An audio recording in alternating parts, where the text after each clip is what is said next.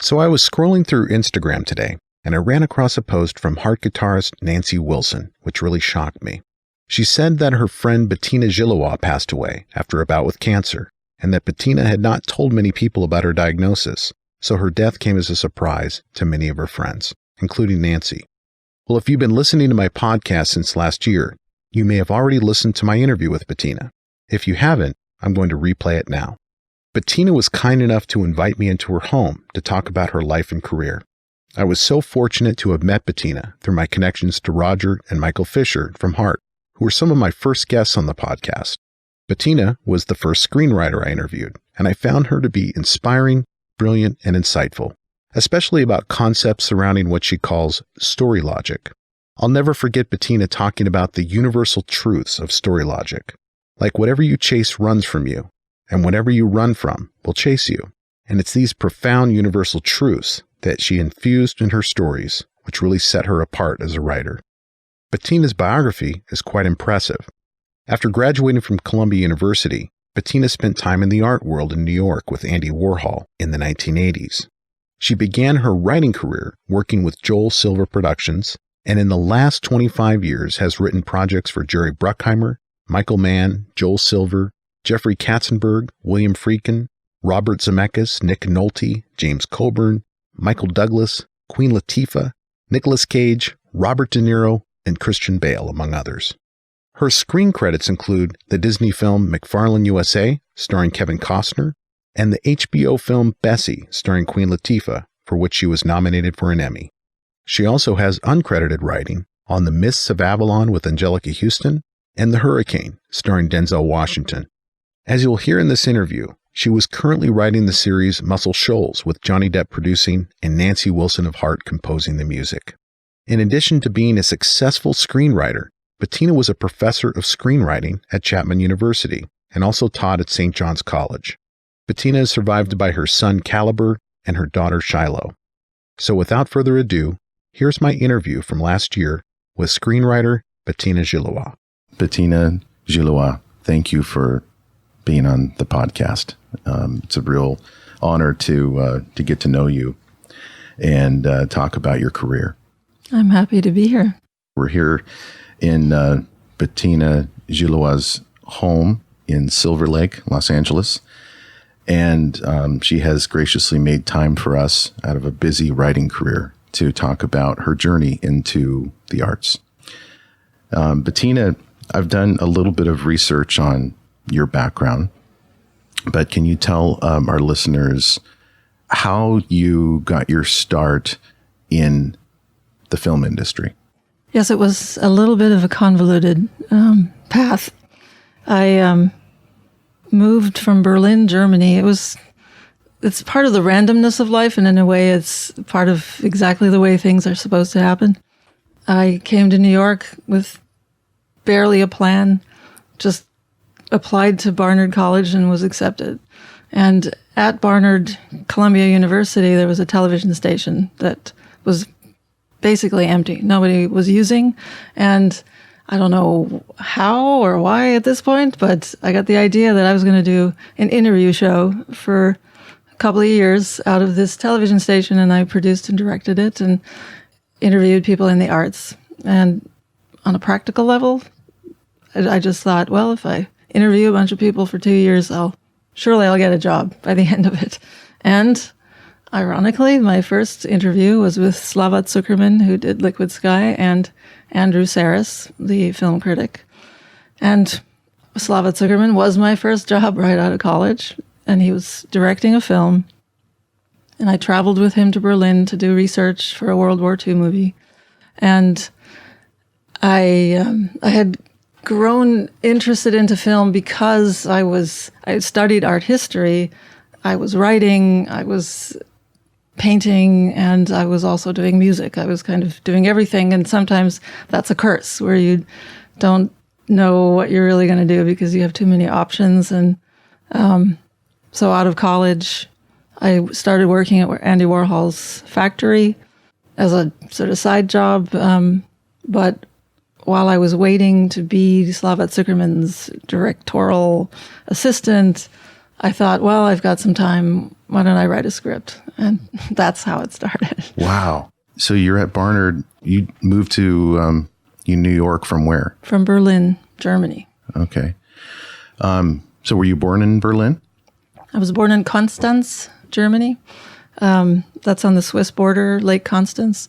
But by the time I was 5, we were up in Berlin. Yeah. My father established the computer science department at the Technical University of Berlin. And from there, he did a lot of university hopping from Berlin to MIT, Berlin to University of Massachusetts, Minnesota. So we had a lot of back and forth. So I grew up half American, half German. That's why I went to a German-American high school, the John F. Kennedy School in Berlin. So by the time I did a couple of years of college at the University of Maryland, outpost in Berlin, transferred, just came to New York. Somebody gave me the Village Voice. I looked at it and I said, I'm going to New York. That was it. Yeah. And so everything somehow in my life has, to some degree, transpired in this way. I look at a Village Voice. I say, I'm going there. I see an empty TV station. I decide I'm going to, and everything leads to some kind of, giant, fateful change in your life. And that fascinates me because I write about people's stories and about people's lives, and the trajectory of people's lives fascinates me. It always has. How every decision that we make at some point, where those turning points are, where this fork in the road is, and what you decide will determine not just the immediate future, but literally the path way into the future. So at this point, because I've been writing about real people's lives for 30 years, I have something that I just call story logic that applies to life. I literally see that lives transpire in a way just like stories do. So in real life, I will have a friend ask me, something terrible just happened, and what if this happens as a result? And I say, no, that's not going to happen because that's not the way the story goes. I can literally sort of predict. I say, tell me the beginning and I can tell you the ending. Yeah. Story logic that applies to real lives. Yeah. Yeah. To humanity.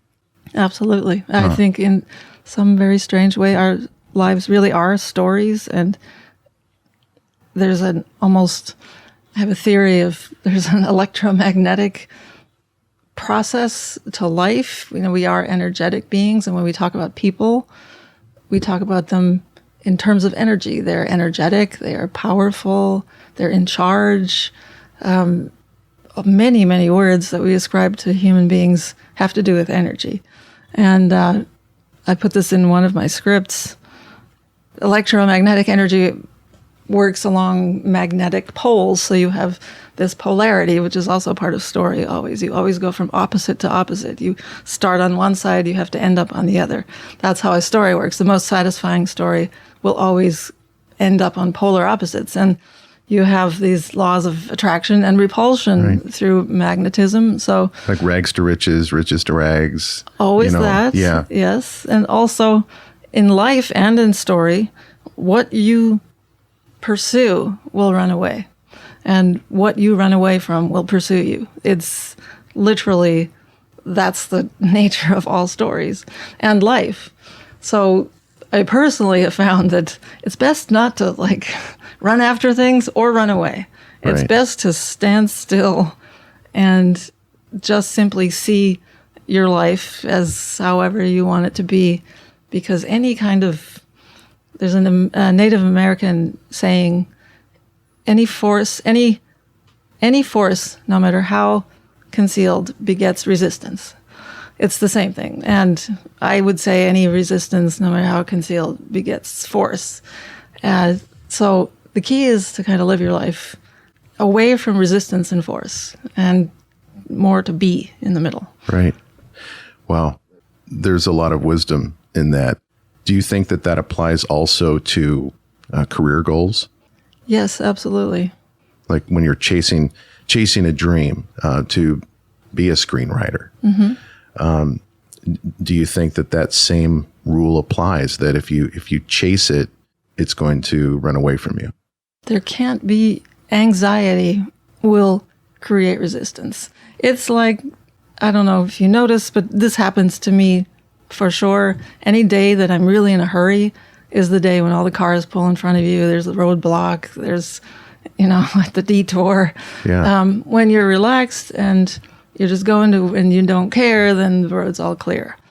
So in some really bizarre way, I just have to say this is based not on some thing I'm following, or this is literally based on 30 years of analyzing and looking at people's lives and observing, because I'm constantly thinking about life and observing how reality works somehow for people and in story. So it's, yes, I mean, you can have a goal. You want to be a writer, and it's not going to run away from you if that's what you really want. Part of it is, of course, how much work you put into it. Hard work is, there is no replacement for hard work. You just can't underestimate it, overestimate it. Right. It's extremely crucial that you take what you're doing very seriously and that you take what other people are doing very seriously. My first script that I wrote, I learned a lot from this experience. I wrote a script, and a lot of writers, and I see this because I work with young people and mentoring young writers, and you're just so happy that you got to the end. You're like, I finished. Yay, I'm done. But that's really where the work begins. And I got to the end of my first script that I wrote that moment when I said, well, I might as well write a script. And I thought, okay, I'm ready. Here, Hollywood, here I come. And I had friends that got it to an agent, and I got a nice rejection letter which said, it's not for us, but Bettina certainly has a flair, whatever that meant. And you hang on to every word. But through the back channel, I heard that it had, quote, first script written all over it, unquote. And that was devastating. I was devastated for a day. It never lasts long for me. It's like, for a day I'm bummed, and then I decided, okay, because for me, any setback, I double down extra hard on the next time. So, okay, well, the next time is not going to have first script written all over it. And then I began a quest, an absolute quest of perfection. And I wrote and learned and wrote, and I would not stop until it looked and could hold up to any professional script. And that's where you have to be really serious with yourself.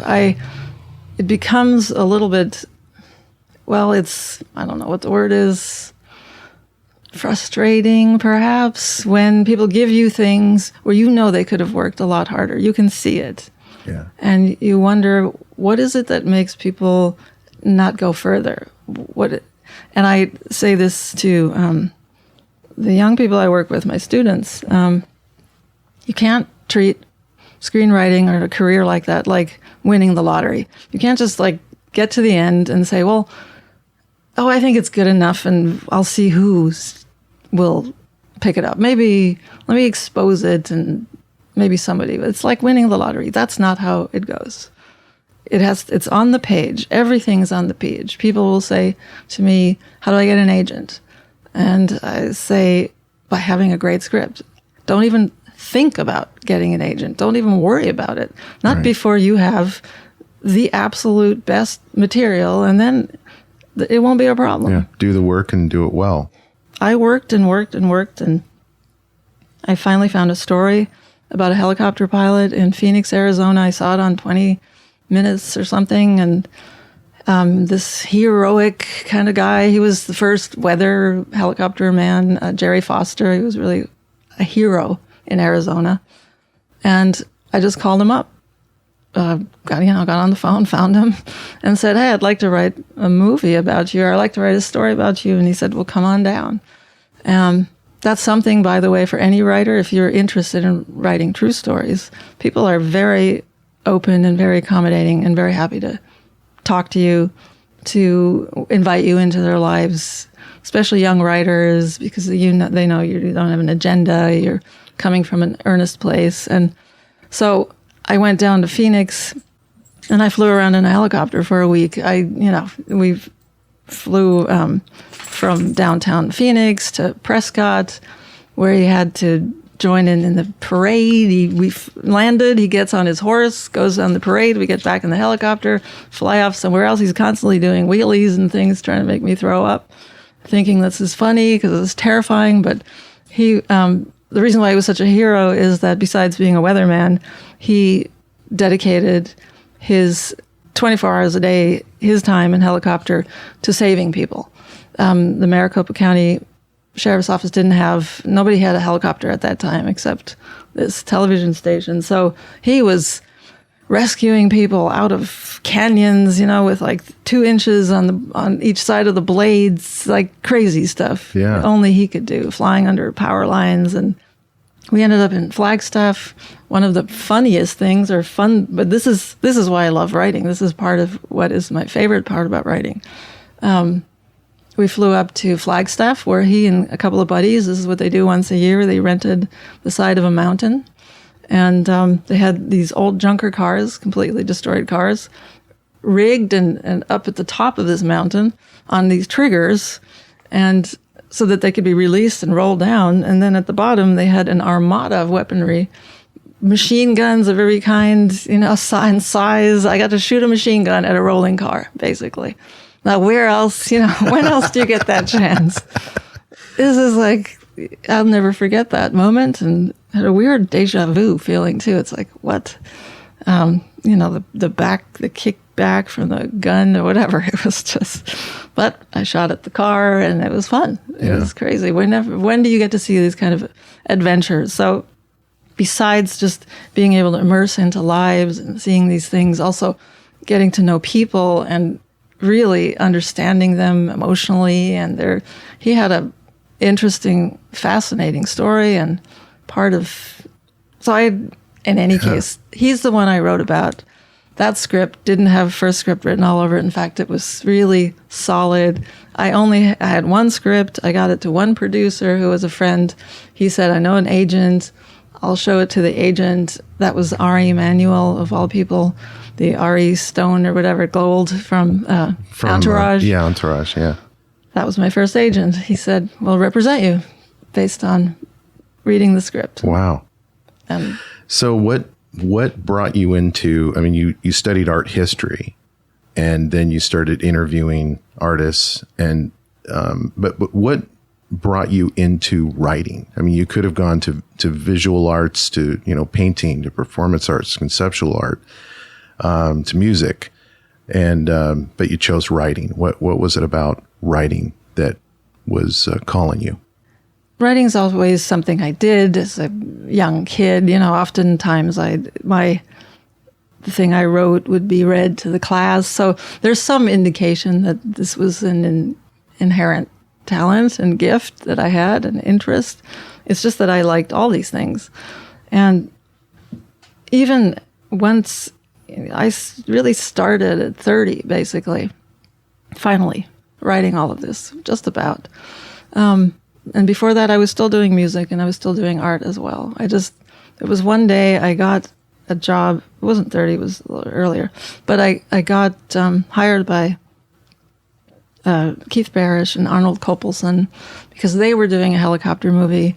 And since I had just done all this research and I was now the helicopter expert. Oh, that's right. With Nicolas Cage, is that? Yes. Yeah. Well, if I can say that, possibly the worst movie ever.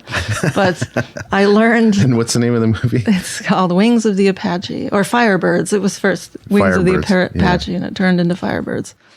They just had the concept, and they had this kind of written thing, and they wanted me to look at it, just to ask, what do you think about this? And I wrote a 30-page dissertation, literally, on what is wrong with their idea and what the nature of a helicopter is and why, how helicopter movies need to work. So they hired me on the spot. There's another thing I'd say, overkill never hurts. Like, somebody says, what do you think? And you give them a 30-page treatment of your ideas, you're likely to get hired. Well, yeah. There's something about, I've gone into meetings where to potentially, adapt one book, But I know that there are other attending books that are part of this project. This was something with Maya Angelou and Tavis Smiley. I didn't read one book. I read all 7 of hers. I just read 9 books. And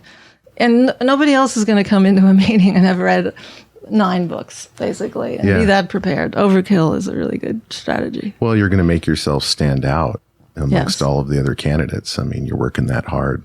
I think that's a rare quality in anyone. So you get involved in Firebirds, and what was it like to be involved in a Hollywood project like that? I know you'd worked on Liquid Sky, but I don't think Liquid Sky was really Hollywood. It looked more like avant-garde. Yeah. Very, very abstract. I don't know if abstract's the right word, but it was high concept. Is that what they call it? Or I think avant-garde is a pretty good word, actually. Yeah. What you're saying. I learned a lot working on Firebirds. After I wrote that dissertation, I was hired, and I was part of. I saw this movie through from a development point of view and on set through the script from the very beginning to its release. And I was part of hiring just finding the first writer. I was part of overlooking the script once it came in and giving feedback on the writing.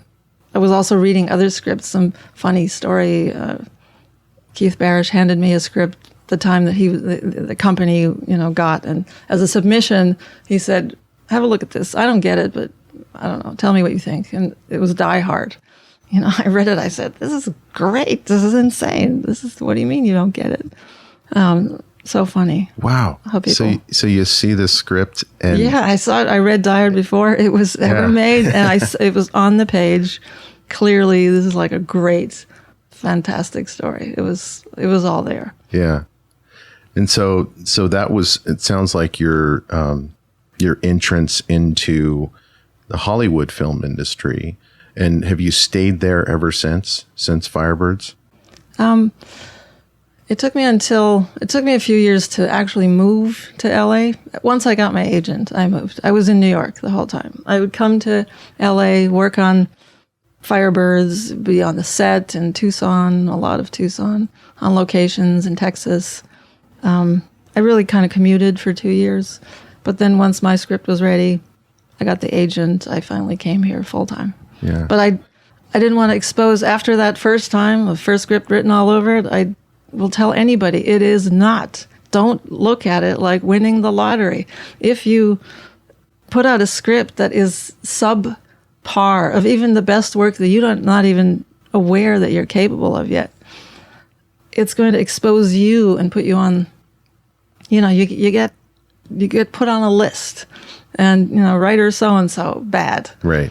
And it gets hard to recover from that. It's not worth it. It's important not to be impatient. It's really important to not think, just, well, let me see. Let the outside tell me. You must know from your inside that that you can stand by this work that is comparable to anything out there. And the way that I often do that, and I recommend doing it, is to look at other scripts as much as possible. Read other scripts. If you're writing screenplays, have your screenplay. I literally sometimes do that myself. I have mine on the left side of the screen, and I have Aaron Sorkin, let's say, on the right side. Yeah. And you can look at scenes. Why does that scene in Aaron Sorkin's movie work so well? Why does that? What is, deconstruct it. Look at how does the drama flow? How does the dialogue work? What is being established? What is being characterized through the characters, revealing themselves? How does the dialogue work? And then compare it to yourself.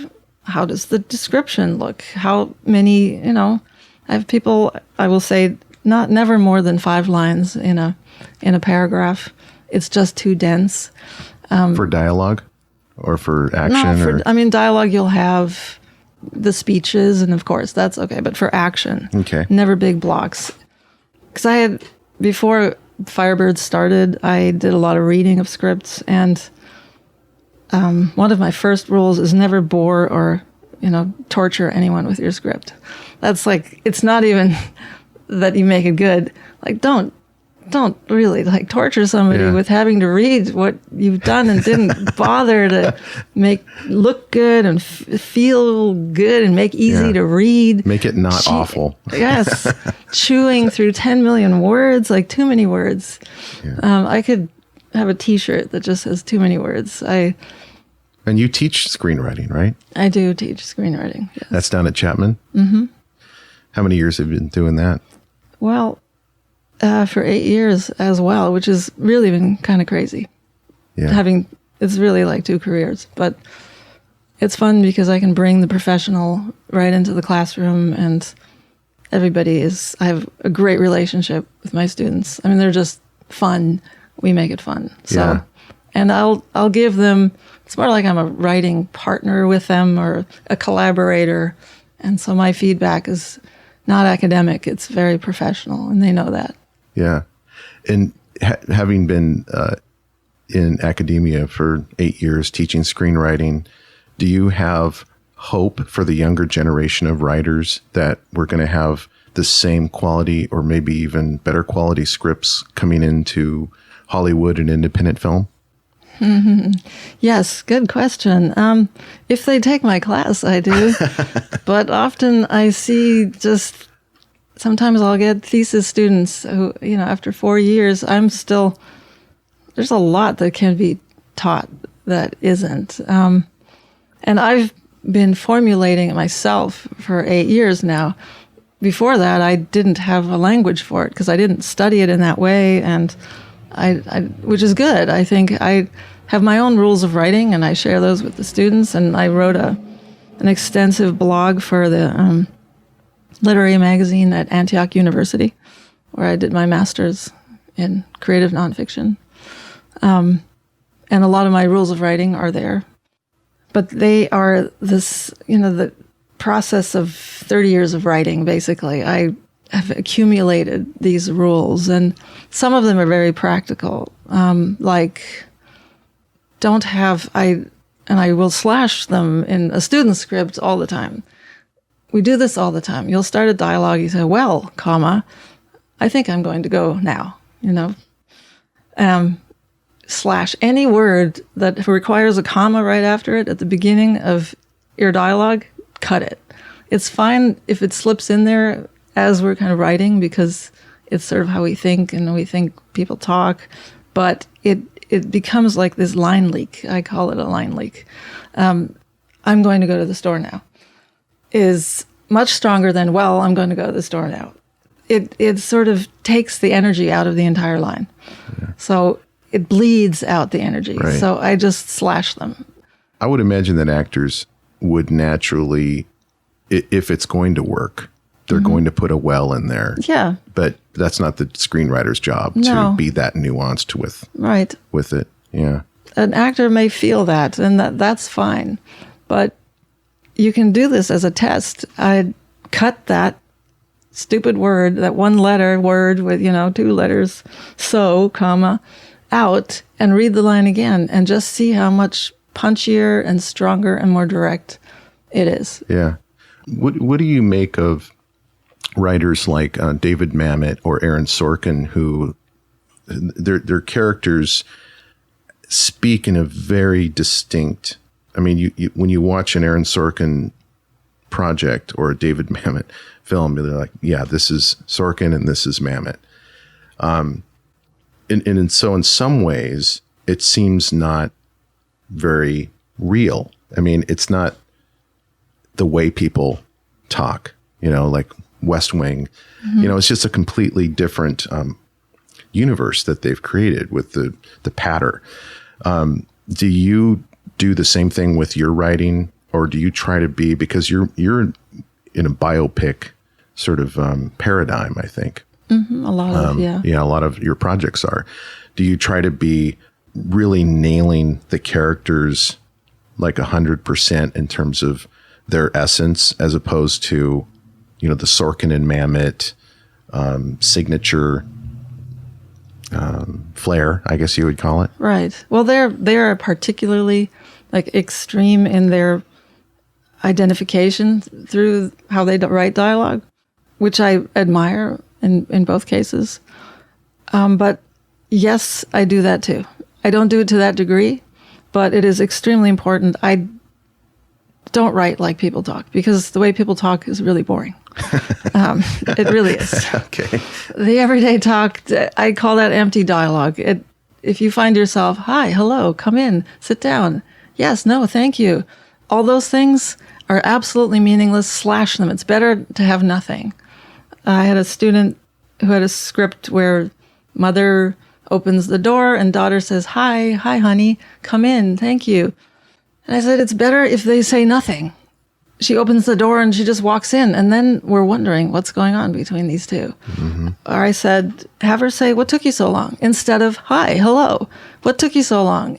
Goes right into an action, an attitude, there's backstory to that, there's tension. So immediately we're interested. If you have hi, hello, nobody gives a crap. It's like it goes in one ear, out the other, and you're not engaged. It's very important to basically have almost every single line in your script not be ordinary dialogue. Yeah. Find a different way of saying the same thing that we say over and over and over again. By inverting it, by finding it, making it humorous, making it an argument, whatever it is extremely important not to write plain old dialogue like the way people talk. Right. And when you're looking at a life, a real life that you're trying to put on a page, you are picking and choosing moments that are not ordinary either, because most take a life from being born to the time they die. A lot of stuff in there is a lot of stuff in between birth and death is just not film worthy. It's boring. Yeah. And so what is your process for choosing the events of someone's life to go into the story logic and to the 3-act structure of a film or a made-for-TV movie like Bessie or McFarlane USA or Glory Road? Yes, there is a process, very specific. I literally think, or I ask myself before taking on a project, and as I'm, let's say, constructing my take or whatever, what is the deepest truth about this person or this story that I can tell? What is the very deepest essence of the meaning of their lives or the meaning of what they do? So taking Glory Road, for instance, I loved that story. The minute I heard about that coach, I heard about the team. And the essence there was this coach wanted nothing more than to win. That's all he cared about. And then he recruited 7 black players when you didn't do that. And then in the final game, he sits out half of his team. For any coach, especially somebody that ambitious as this coach was, and he's in the biggest game that he most likely will ever be in his life, and he sits out half his team, the white players, to just let the black players play. That still gives me goosebumps just saying it now. The extraordinary thing about what he did, he wanted nothing more to win, and then in the end he sacrifices everything because he realized that there are more important things than winning for these kids. And the white players sacrificed their chance at playing in this one game they would ever have for their black compatriots. And all of that, the sacrifice and the loyalty and the support of each other. And then, of course, the victory for these an all-black starter team that has never been seen on court. And it's the first time that it's televised, and it's being televised all across the country. That was just, extraordinary, and it changed the world. And so it was always about that moment for me. It was about the moment when he decided to sit out half the team and what all of that meant. And after that, you look at each character and who they are in their core. I basically approach not just my characters, but it's become a habit. And I think it'd be great if we all did this all the time. Because if you look at the essence of someone in your life, it's too late by the time you're at the funeral and you're writing the eulogy, and then you think about who they really were in their essence, and then you can really see who they are and what their life meant. Yeah. Their life means that now when they're alive. And all those little things, and that's why I edit out all the little things that don't matter in writing. Everything that doesn't serve the core principle and that core meaning of what their life meant and what they did gets left out, is just irrelevant. Everything that serves that idea is left in. And we can look at other people in our lives in the same way. We can actually remind ourselves. If we were writing the eulogy right now, we'd probably see them much clearer than we often do, because we get lost because of dumb little things, where the shoes are left at night, or the toothpaste, or those things. That is so profound and true. So how did you go about finding the deepest truth for Bessie Smith, someone who died in 1937? There was a limited amount of research that was available, but when that story first came to me, I was struck by one thing, and that is everything I tried to look up about her. The first sentence was always like, Bessie Smith was a crude and violent woman. She was it was so insulting. Just in the first sentence, it would be the first thing they would say. Bessie Smith wrote almost all of her songs. She literally changed the blues by her. It was her voice that started everything. She influenced so many people. She was so brilliant. And yeah, she could punch a guy's teeth out. But what's wrong with that? Right. That doesn't make her a crude and violent and these disparaging terms. And that's part of what I do too. I kind of have to, but I do fall in love with my characters, and I become their greatest champions. I decided I want her story to come out that dispels all of this nonsense and it shows her in her brilliance and celebrates her, and so that we stop writing ridiculous articles that start with those words. Yeah. And how did you approach the issue of her sexuality? You have this strong female Black character in the 1920s and 30s who is bisexual. And I would imagine that there's not a lot of information out there to really understand her, that aspect of her. So how did you approach putting that on the page? Well, there was some information. There's one great book about Bessie Smith, and it had a lot of anecdotes, and you have to kind of remember the 20s were really crazy times, like crazy times.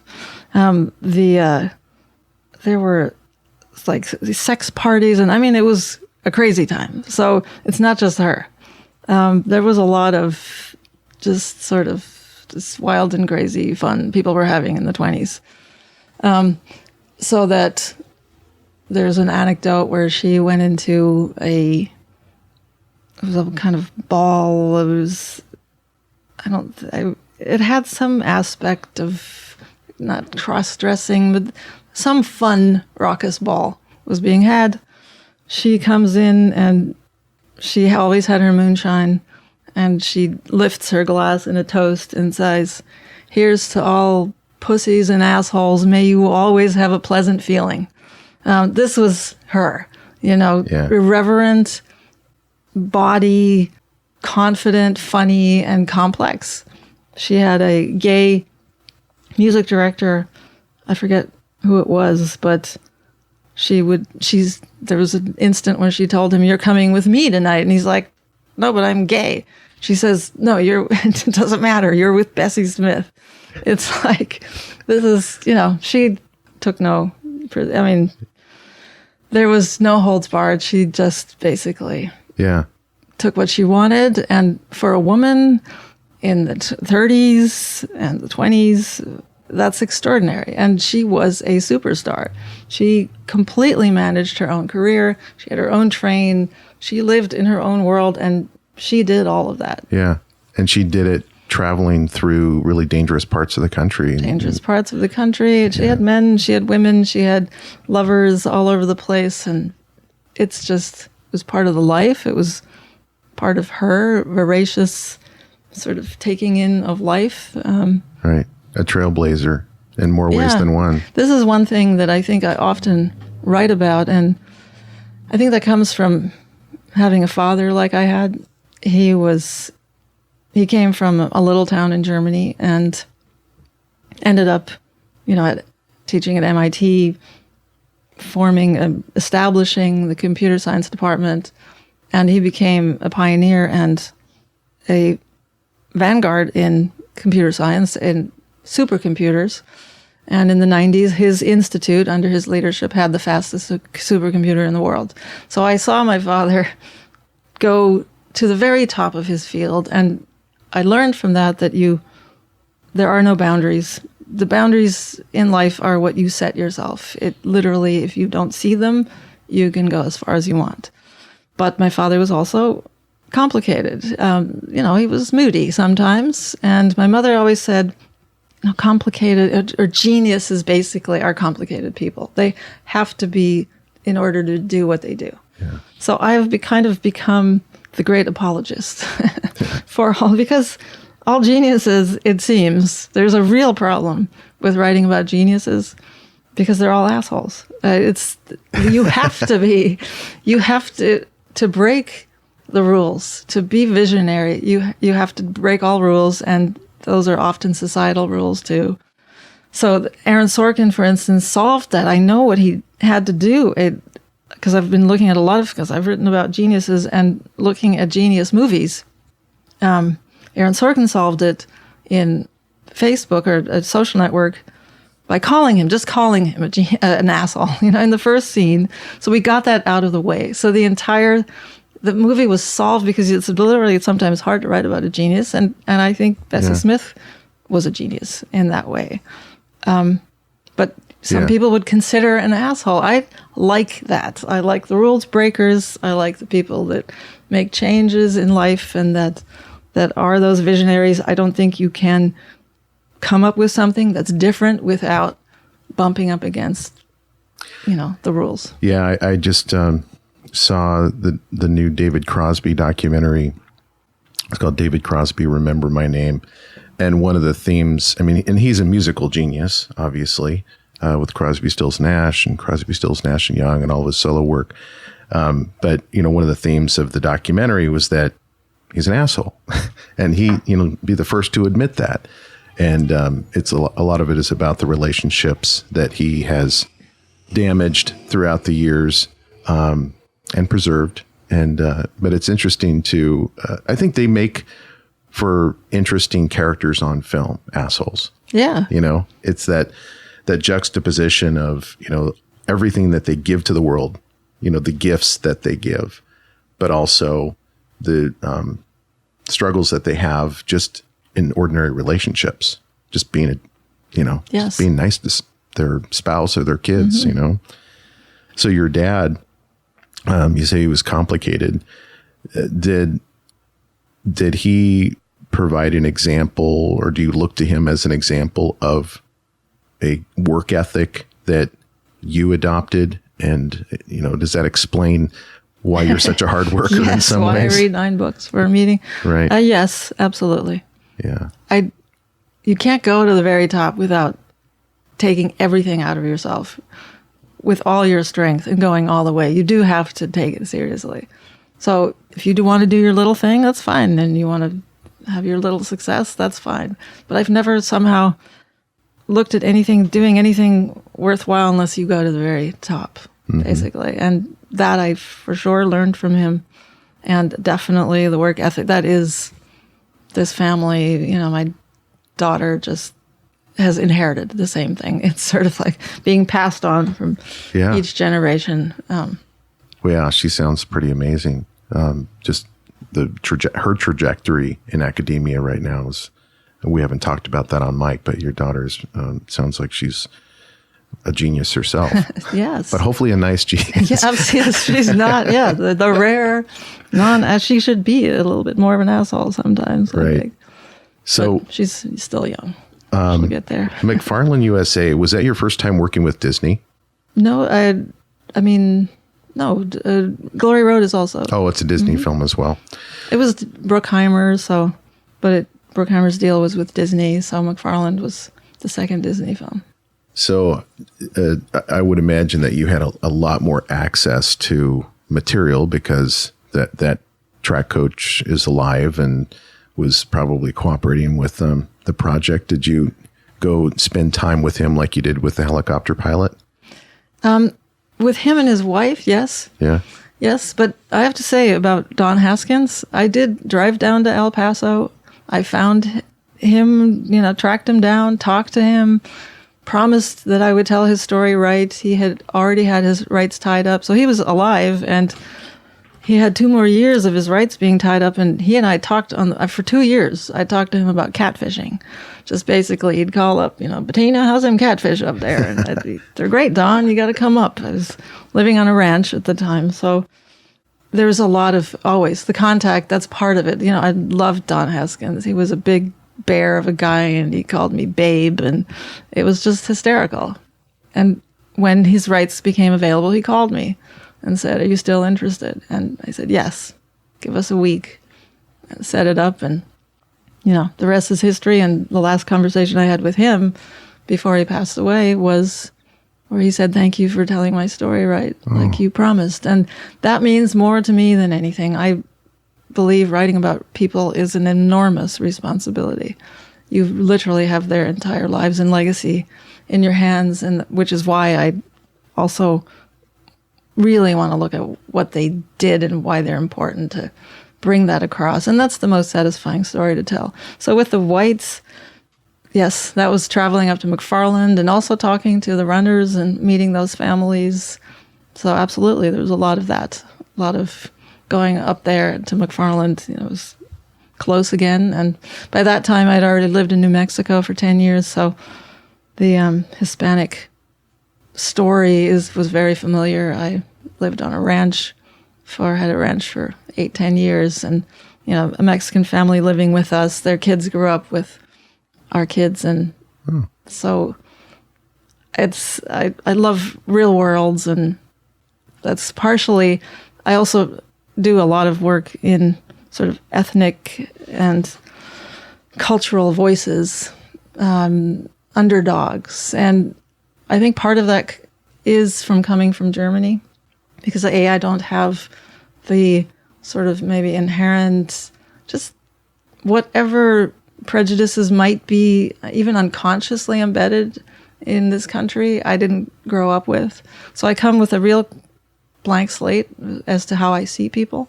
But when I came, I was 7 years old the first time. Went into second grade. I knew the words yes and no and nothing else. And kids threw rocks at me at the bus stop because they thought I was stupid, because they would talk to me and I would just stare at them because I didn't understand them. I think I'm still an outsider a little bit. I understand the outsider in that way. I understand the underdog. And it's what drives me with more passion than anything, to bring about justice, to right wrongs, to undo things that shouldn't have happened, or hail the unhailed, and tell the real story behind what you didn't know. Mm-hmm. I absolutely love that. And now, if it doesn't mean something, it holds no interest to me to tell that story. Yeah. So with a project like McFarlane, or with Glory Road, where you have to go spend time, you don't have to, but you choose to spend a lot of time with these people. And do you, at that point, when you're talking on the phone about fishing, or you're going up to McFarlane and spending time with the Whites, you're committing a lot of precious time to something that's not very tangible, right? I mean, you're not typing out words on a page. You're dedicating yourself to understanding them and their story. But at that time when you are with these people learning their story, do you already have a deal in place so that you know that it's going to pay off at some point, or that you're getting paid to do that? Or is this all like speculative work that you're doing? It's a little of both. It depends. In the case of Glory Road, it was speculative. It was just being a normal person finding him. Same with the helicopter pilot.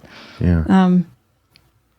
In the case of McFarland, there was a producer, Mary Martin, who had signed basically the entire town's rights up. I just probably had 100 people, life rights tied up.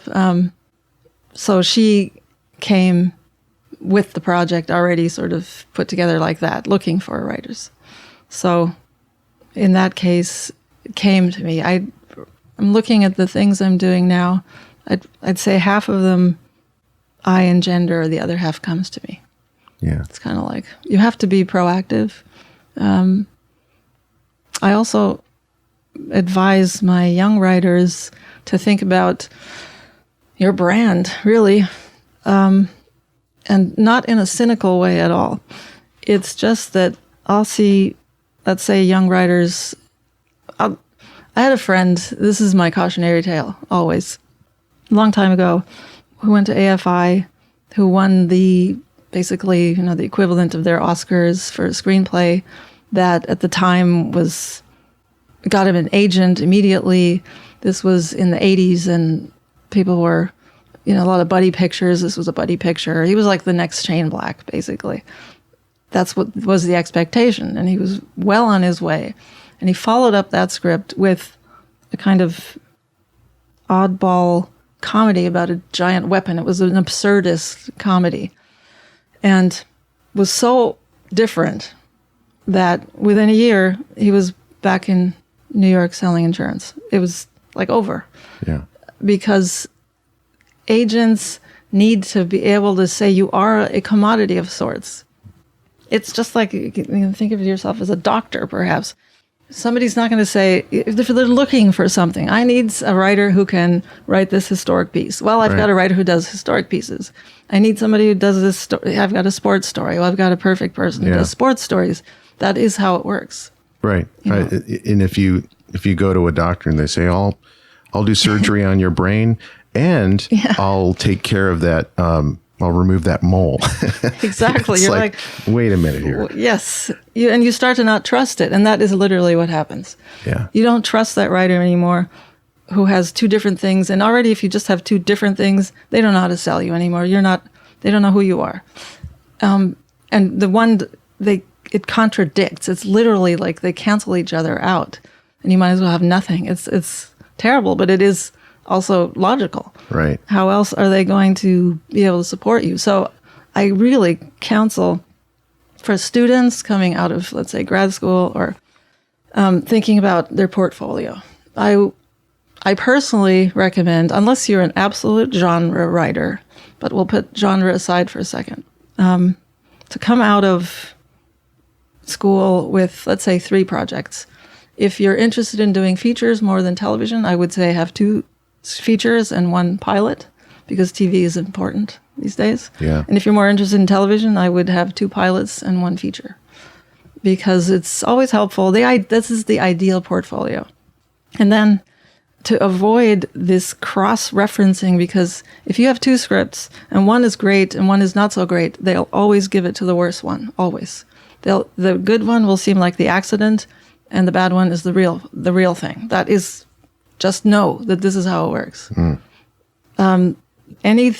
Don't expose anything if it's not as good as whatever you just showed them, because it always takes everything down.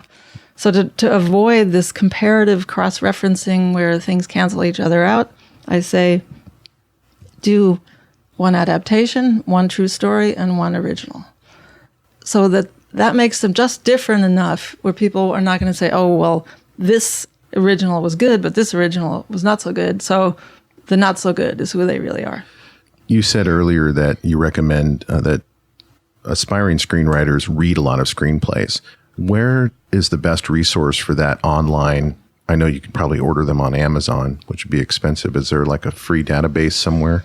Well, I use Script City for if you can't find it online. Script City is pretty good, and they'll send you a PDF of a script. They have a lot that you can't find usually. Otherwise, whatever movie that you're looking for, you just write, big movie PDF. If you just include PDF, all the scripts will come up. Or big movie script PDF. Right. So there's a couple of them, Simply Scripts and Drew's Scriptorama and a bunch of places. And there's a couple that are very good having television pilots too. So, but it just comes down to the search, a couple of keywords, and you'll find it, and you'll see very quickly if it's not there, and then you can call Script City if they don't have it. I'd like to talk a little more about the branding that you mentioned. And if you go to your website, it's very apparent that you have a brand, that you have been doing a lot of biopics. And I don't know if that's really 100% accurate to call it a biopic when, you're not talking about someone's entire life. Maybe just like in McFarlane USA, it's just one piece of their life. But is there a danger of being typecast in a way as a screenwriter if you stay too on brand for too long? Not for too long. I mean, let's talk about genre. Like I said, let's put that aside for a second. Genre can be great if you want to do, let's say you do thrillers, then just do thrillers and be a really good thriller writer, or horror. But the thing about genres, I've seen this happen, is that genres sort of, they go for a while in a trend and then it changes. And you can find yourself obsolete. You had a certain brand with the genre, and then suddenly the genre changes, and it often does, and then there'll be a new thing for 10 years. And if you can't make that transition, or if you're just kind of associated with that former way, you can find yourself obsolete. That's the one risk, I would say, with genre. Like the buddy movies have changed over time, yes, too. Yeah, a lot. Yeah.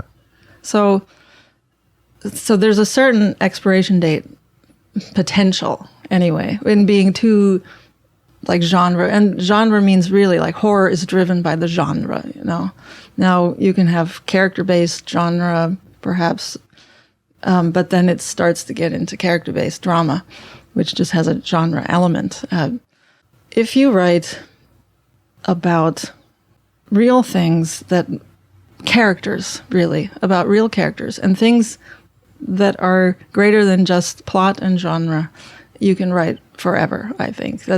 You could call that the A-list writer, and the A-list writer deals with, and that's what I consider more, let's say, like American Hustle is not a biopic, but it is about a true story, and it's about real people, but it's a certain event in time through characters. You'll find A-list writers like Sorkin or writing sometimes history, sometimes if you look at Sorkin, it's a pretty good idea of mixing it up a little bit, but there's always a through line of that the characters are really strong, that sometimes genre is a little bit more highlighted, but characters drive everything. And so if you're writing good characters, you're still writing about life. And if you're writing about life, then you have something that endures. If it's about plot, it's has a minute or two of life and it's gone. That's why Glory Road and McFarlane, Glory Road is still playing all the time. It's still as relevant now as before because it tells about something more than just sports. It's by far more than just a sports story. And same with McFarlane. It's just about human truths. And that's why, again, when you come back to what is the deepest truth to tell about this? What is the deepest meaning? What are the human themes in this? Right. Why does it matter on a human level? And people love that. And what a great brand to have is to find and tell someone's deepest truth. Yeah. I mean, that's what you're doing. Yes. Yeah. Well, how did you get involved with the Muscle Shoals project that you're working on. Is that something you can talk about? Yeah, sure. Yeah. I mean, that came to me. That's one of those where my agent just said, "Are you interested in Muscle Shoals?" I said, "Yes." They said, "Great, there's a book. It's based on a book." They just sent me they had a lookbook kind of, short summary. But I got the book and I read the book before I went in. Nobody asked me to, but there was no way that I would not prepare like that. And I read that book, Rick Hall's book, and I just lost my mind over his story. It was just so amazing. I just sort of the rags and to riches is the most extreme I had ever seen anywhere. He grew up poorer than poor. I mean, just like poverty line is what they aspired to. They didn't even, they lived in a shack in the mountains. They didn't have beds. They slept on hay bales, snow coming through the roof, no shoes in winter, no outhouse. That's fancy, like tree stumps is what the bathroom was. He went from that to producer of the year in the world, 20 years later. And I'm just fascinated, and I think that's kind of my father's trajectory too. And I think perhaps it's just in me, but fascinated. What does it take to go from that place in the mountains, with nothing, to taking over the world in your field? I talked to him a lot, and he passed away before I was able to start writing, but it was in the process. But I'm really happy to have had the chance to talk with him, and I'll never forget him singing "I Did It My Way" to me over the phone. That's like unforgettable. Oh. An awesome moment. And I've talked to his wife a lot then and since, who is absolutely just wonderful. And that's the thing, I really care about these people that I write about. And I'm still in touch with the helicopter pilot, and I'm still in touch with people that I've always written about, because it's much more than just, a project to me always. Well, I imagine those connections, they're so strong that they're not going away. No, you know everything about their lives, and you love them because you know everything they went through, and it's your job to also feel those feelings and impart them. That's the thing, that you experience their lives along with them to really write it adequately. And is Johnny Depp involved in that project somehow? Yeah, he's an executive producer. His company is a part of it, and Nancy Wilson is doing music. So yeah. And so how do you, as a writer, incorporate the executive producer and the music supervisor or composer into your story, and the ideas that you put on a page? Well, as a writer, first of all, I did a lot of interviews. I went out to Muscle Shoals. And then I do my fanatic research, because it's not enough just to do a little bit of surface stuff. I read newspapers from that time, 1961, 1962, went through copious archives. I look at advertisements of the time. I look at what were people thinking and what was important to them, what's on the front cover, because it tells you so much. And part of what's really fun there is I unearthed the whole sheriff. I just thought, okay, you're in a small town. It's not just about the music. It's about Rick Hall and his wife and their lives, and it's about this studio and this incredible thing they did in the middle of, Alabama, segregated Alabama, to where you have Etta James and Aretha Franklin and Wilson Pickett and Jimmy Hughes and all sorts of people coming out of this little tiny place and literally changing the face of music. How does that happen? And it happens through the complexity of life, really. There is this is the polarity. There's always these antagonizing forces everywhere, even within a person. Yeah. And Rick Hall was deeply troubled. His mother abandoned the family when he was 4 years old to become a prostitute. So she would rather become a prostitute in a brothel than be his mother. You cannot tell a child in any more straightforward way that he's absolutely meaningless. than that. And that is a pain that he never really overcame. And that's what drove him. And there's always that inciting incident in a person, I find, that is the drive for your life. I can find it in my father's story. I see it in Rick Hall. And I always look for it. If I meet somebody and I get to interview them, I try to find that thing. And it's really that moment. Right. That created the drive. And I would imagine that trauma like that is something that not only motivates you, but also perhaps impairs you in some way and explains a lot of the dysfunction in people's lives, and that, probably can be captured on screen as well. That trauma is not always going to be used in a positive way by the people that endured it. Right. It's going to leak through into, their relationships and things like that.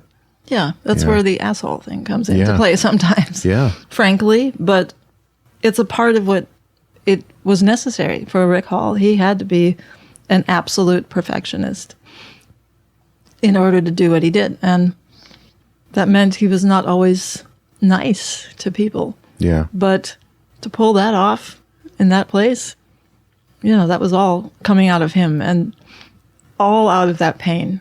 When do you expect that project to be completed? It was set up at ABC, and then the merger with Fox and Disney and all those things happened. So everything slowed down on the ABC side. But it's moving forward with E1. It's just sort of like shifted in terms of who's behind it right now. Yeah. So Do you think it might make it onto TV in 2020 or? yeah, it's ready to go in the sense of the pilot's there. The story's all researched in there. It's really just sitting there. Yeah. So I'd like to go back. I would kick myself if I didn't ask you about Andy Warhol and your time working on the miniseries that was in the 80s, right? Yes. Yeah. He had this television series called Andy Warhol's 15 Minutes.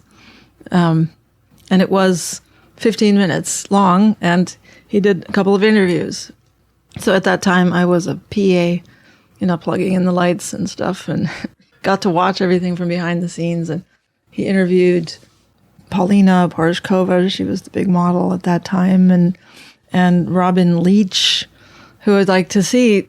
My favorite moment was seeing the conversation between Robin Leach and Andy Warhol. Is that the Lifestyles of the Rich and Yes. Famous guy? Yeah. He had the big show, Lifestyles of the Rich and Famous, and he was standing in front of Andy, and he's yelling at him because he really did yell all the time. He just couldn't speak at a normal decibel. And he was telling him how this is so great, and just wait till his show goes into syndication. It's going to be a money-making machine. Those words. And Andy's just standing there, his arms folded, nodding with his wig. And the disparity of those two was hysterical. So I did a bunch of that while I was writing that helicopter. My first script, the bad one. Did you think he was a pretty good interviewer, Andy Warhol? He was eccentric. He was fun. He was great. But he was eccentric like all geniuses are. And I had a portion of my life, and that's why I've lived on ranches and dealt with cattle rustling. I'll drive shotgun with cartel in Albuquerque, or the machine guns in Arizona, or I'll be jetting to Saint-Tropez with people in private jets of John Agnelli. I've been all over the place, and part of that is an adventure. Part of my adventurous life was when I came out of college and I had done a bunch of interviews, among them several artists, and I wrote for the art magazine too and did some interviews. I met Larry Gagosian, the art dealer, in an elevator, basically, literally. I met him in an elevator. He ditched his date, and I became the next must-have acquisition. And we had a fabulous 5 years of adventures together. I lived with him down in Soho and then uptown, and it was his rise at that time. He was the guy with a bunch of unpacked boxes in a loft who ended up with the de Menil townhouse with the butler and the maid and the pool and everything. Yeah. And so I was part of that as well. And that's where Andy, the reason why I'm telling that is, well, I got to see some extraordinary things during that time too. And that's part of me, really. I will always throw myself into an adventure no matter what, because I'm just voraciously curious about life and about people and about everything. Right. And Andy had a show at Larry Gagosian's gallery down in Soho. They were called the Piss Paintings at the time, these copper paintings that were modified through urine somehow. But there was a dinner after the show, after the opening, and I sat next to him at the dinner with Andy. And later that year, his diary came out, or within a year or something, and everybody bought the book and looks up in the index, where am I in this diary? And Larry Gagosian was in the diary where he says, whatever it was, Friday night, date so-and-so, went to Larry's opening of the Piss Paintings, or whatever they're called, but there was a dinner, but he didn't invite me, so I went home. And he claimed that he had been disinvited, which would be a terrible thing to do to Andy Warhol or any one of your artists. Yeah. Which of course never happened. I sat next to him, but it tells you a lot about how much fiction is in his story, and that's okay too. We write our lives in one way or another. I read on your website that the Thomas Kincaid book that you wrote is going to be made into a movie. Yes. Is that going to be on the screen anytime soon, or what's the status of that project? It's being written by, and sorry, but I've blanked the name right now, a writer who is doing some big, like, Avengers type films, and he's writing this one. So he's been very busy. So apparently a process that was anticipated to be quick has taken a couple of years. But so I can't anticipate exactly when, but the last thing I heard was that is nearing completion, and that could be this year or next year. That'll be awesome. That's a great story. The book writing is another factor. I decided at some point I want to write books as well, because I just want that platform. I decided it would be nice to have another platform. I can always reverse engineer something. I can write a book that can become a movie. Right. And the way I write books is that they're very cinematic, because coming from being trained as a dramatist, essentially, I'm still telling stories dramatically. And same with the Johnny Tapia book, which I'm very proud of that. I knew Johnny Tapia very well, but I wrote that whole book sitting in my room, and I basically channeled, Johnny Tapia, the Hispanic boxer, right, speaking, having somebody speak through you like that. It's basically one long monologue. It was a fascinating process, and I really loved it. Oh, that's exciting. And all those books are being made into movies, right? Yeah. Yes. That's incredible. I don't know how you find the time to write screenplays and books and teach screenwriting and be a mother at the same time. Yes. I just work constantly. So where can people find you online, social media or otherwise? Well, I'm on Twitter, not very active, but I'm there and reachable. Instagram, Facebook is, that limited thing. But I have my website, bettinagilois.com. And I love people. I love talking to people, and I love being helpful in some way or another if I can be. Yeah. So I'm to be found. I can be Googled. I'm there in one way or another. Well, Bettina, thank you so much for talking to us on Dream Path. Thank you. Hey, thank you for listening, and I hope you enjoyed today's episode of the Dream Path podcast. If so, I have a favor to ask. Can you go to your favorite podcast service and give me a rating and review? Your feedback is what keeps this podcast going. I appreciate your time, and as always, go find your dream path.